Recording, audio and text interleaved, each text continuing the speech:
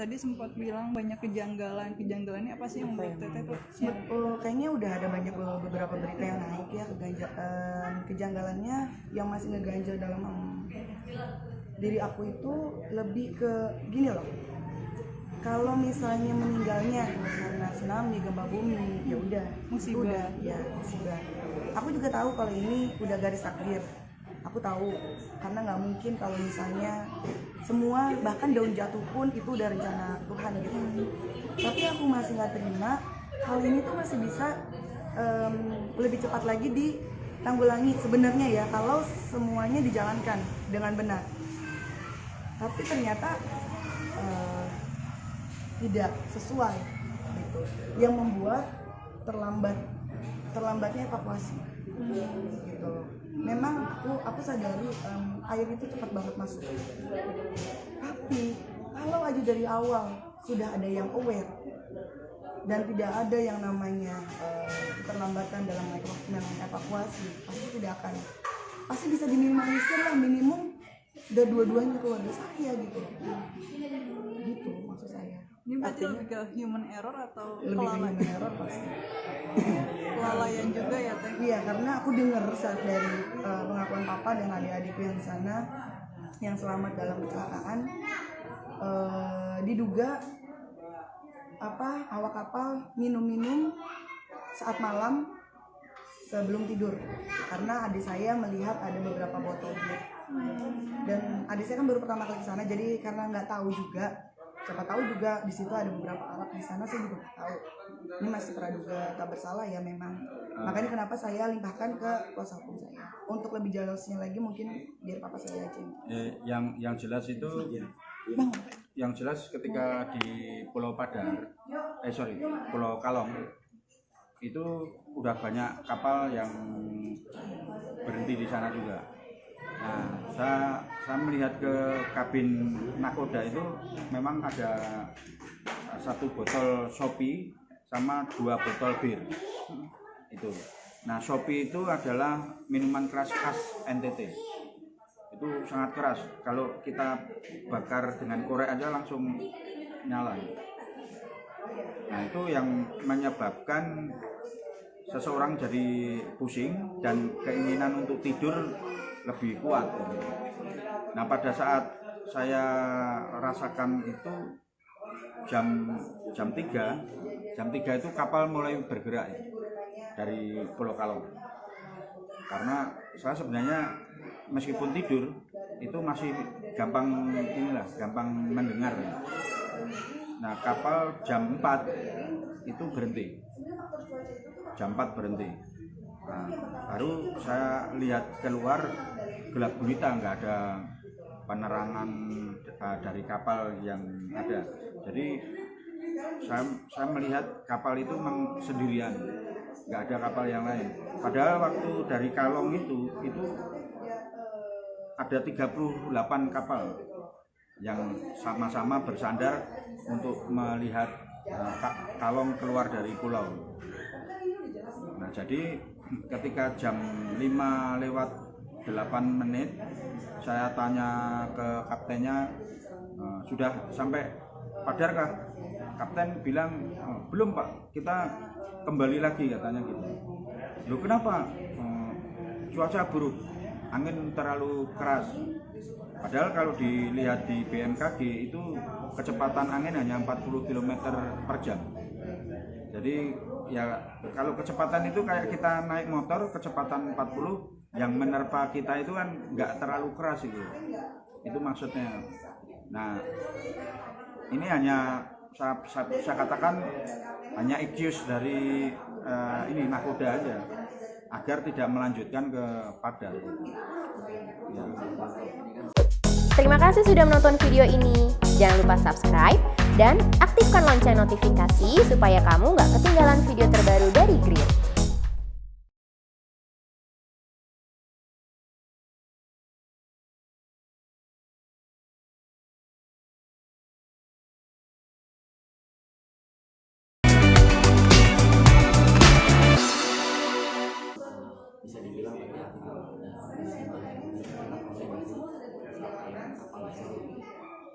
Kalau saya awak kapal yang bersalah, karena dalam kondisi kapal yang berlabuh itu harus ada yang berjaga, bukan tidur semua kapal dibiarin, nggak ada yang memantau gitu. Akibatnya pada saat angin kencang itu kan jangkar itu bisa bergeser dan kapal bisa terayun gitu ke sana ke sini gitu, karena jangkar itu kan panjang talinya kan, jadi bisa ngayun. Nah kalau ngayunnya misalnya dari titik tengah laut, padahal di situ juga dekat pulau, bisa saja dia bergeser tanpa diketahui karena semua tidur. Tapi kalau mereka bergiliran untuk berjaga, saya rasa musibah itu nggak akan terjadi, karena yang dibilang ombak pun juga nggak ada. Kapal itu anteng aja, nggak sampai goyang-goyang, itu enggak. Itu. Terkait di pengajian kali ini di 3 hari setelah pergian Ya. mungkin tadi proses juga Om sedikit ada beberapa Iya. seberapa ininya sih Om untuk orang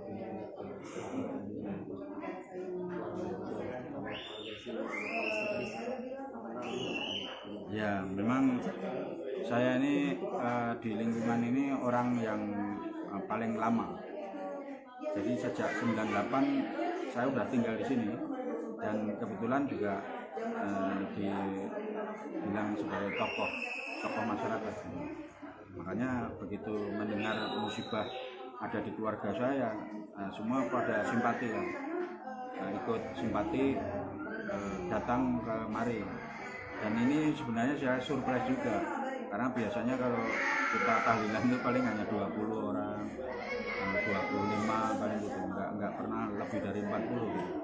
Nah berarti masyarakat istilahnya mengapresiasi lah, ikut merasakan ini duka cita terhadap keluarga saya.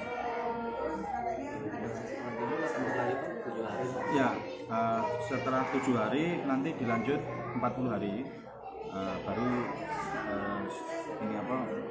terserah nanti anak saya setelah 40 hari atau masih dilanjut 100 sampai 1000 hari, dan saya kembalikan ke anak-anak saya. Tapi untuk ke 40 hari itu sudah pasti, insya Allah ke sana. Sebagai kepala keluarga Ya, ya, betul. Mungkin akan melakukan tindakan hukum juga atau Oh iya pasti. Saya nggak terima kalau nggak dilakukan proses hukum. Karena dengan mata kepala sendiri saya itu menyaksikan bagaimana mereka tidak bertanggung jawab terhadap kapal dan penumpang. Saya katakan tidak bertanggung jawab itu mereka tidur semua. Kalau ada yang terjaga misalnya, itu saya masih ada toleransi lah. Tapi ini sama sekali nggak ada. Jadi dalam keadaan angin yang kencang, kapal dibiarkan nggak ada kontrol. Nah itu sangat berbahaya. Tapi titik kelalaian dari ABK ya? ABK sudah konfirm itu. Ya, seharusnya kan saya memang di kapal itu sudah 1,5 bulan ya, di kapal itu. Dan setelah lalu saya berjaga, karena saya menghargai ABK mungkin lelah atau apa ya. Dan saya memang nggak minum nggak minuman keras. Jadi ya saya kontrol aja, fokus. Nah sampai anak saya waktu jam 2 dini hari itu masih bisa nelpon saya, itu anak saya, papa memang nggak tidur.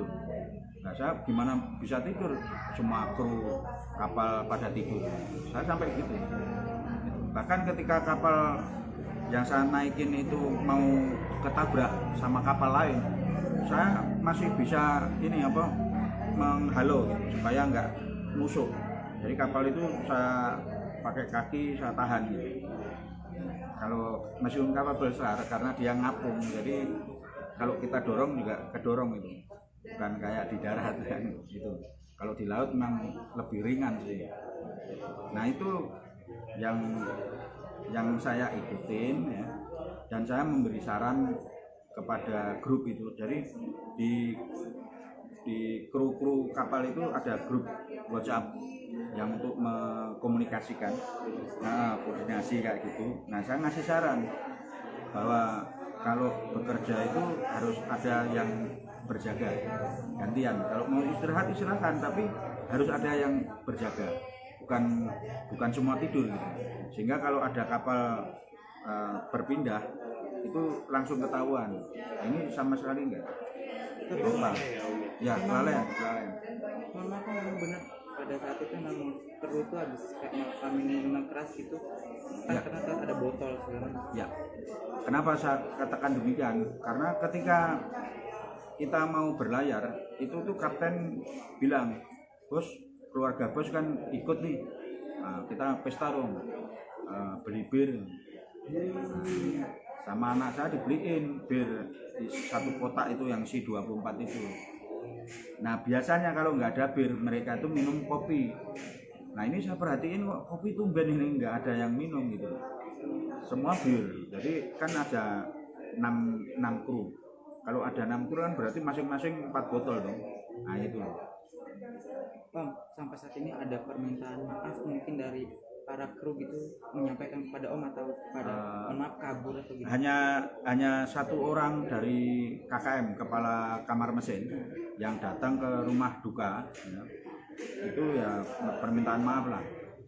Nah tapi ketika dia mengantar saya sampai bandara, saya tanya, Kombas waktu kejadian itu ada di mana?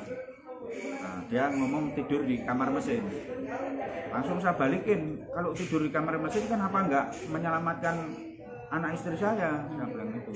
Karena dia kalau keluar kamar mesin itu langsung depannya itu kamar anak istri saya. Kenapa dia langsung melarikan diri? Meskipun saya tahu pada saat miring itu air masuk, tapi kan belum menutup gitu, belum menutup sampai lorong akses masuk ke kabin, masih bisa segini lah gitu. Itu masih bisa evakuasi itu, cuman itu nggak dilakukan. Makanya saya menilai seluruh ABK harus dikasuskan karena tidak ada niat baik ya, empati untuk ikut menyelamatkan tamu itu nggak diprioritaskan. Kalau SOP sendiri itu kapal sendiri gimana sih Om? Kenapa? Lebih mentingin diri sendiri apa mendingkan nyawa orang lain sih? Kalau SOP yang Om tahu ya? Ya, kalau di SOP saya itu di kapal itu ya, di SOP kapal itu yang diutamakan adalah keselamatan tamu, itu yang utama. Nah, terus yang kedua privasi tamu pun dijaga. Terus keamanan itu soal barang. Nah itu aturan yang paling ketat di situ. Supaya apa? Ada kenyamanan bagi tamu. Kalau tamu misalnya nggak merasa nyaman kan dia pasti tetap nggak aman kan. Sehingga pintu selalu dikunci, barang dibawa-bawa terus kan gitu. Nah itu sebenarnya tabu buat kru untuk melakukan itu. Tapi faktanya dilakukan juga. Artinya pada saat kejadian kecelakaan itu mereka mengambil barang-barang yang berharga. Contohnya aja ini tas menantu saya itu HP iPhone itu diambil sama uang 13 juta di dompet. Di dompet, bukan dompet sak ini ya, tapi dompet kecil lah gitu. Yang ada resletingnya itu udah nggak ada gitu. Tinggal duit sama handphone ya, dan dompet apa semuanya dikembaliin, tapi yang ada hanya KTP, SIM semuanya, isinya nggak ada. Nah itu akhirnya ya kita BAP kan. Terima kasih sudah menonton video ini. Jangan lupa subscribe dan aktifkan lonceng notifikasi supaya kamu nggak ketinggalan video terbaru dari Green.